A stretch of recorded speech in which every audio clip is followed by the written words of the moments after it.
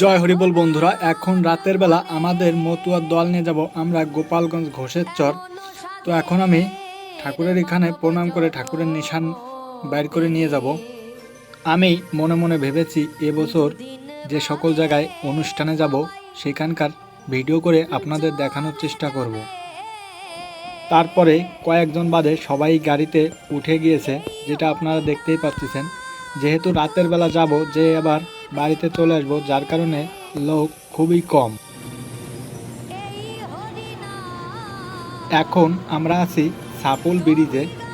এইটা সাপল ব্রিজের বর্তমান সময়কার রাতের অবস্থা, যেটা আপনারা দেখতেই পাচ্ছেন। আমরা এখন আছি গোপালগঞ্জ স্টেডিয়ামের সামনে, যেটা আপনারা দেখতেই পাচ্ছেন। এখানে সেনাবাহিনী আছে, যার কারণে আমি ওইভাবে ভিডিও করে আপনাদের দেখাইতে পারতেছি। আর যেহেতু 13 তারিখের রাত, যার কারণে লোকজন অনেক কম ছিল। আমরা অনুষ্ঠানের জায়গায় পৌঁছে গেছি। এখন আমরা দল নিয়ে ভেতরের দিকে যাব। এখন আমাদের দল বরং করে ভেতরে নিয়ে যাবে, যেটা আপনারা দেখতেই পাচ্ছেন।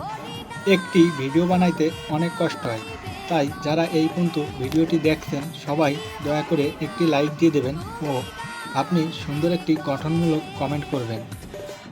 এখানে আছে তুলসী গোসাই ও তারক গোসাই।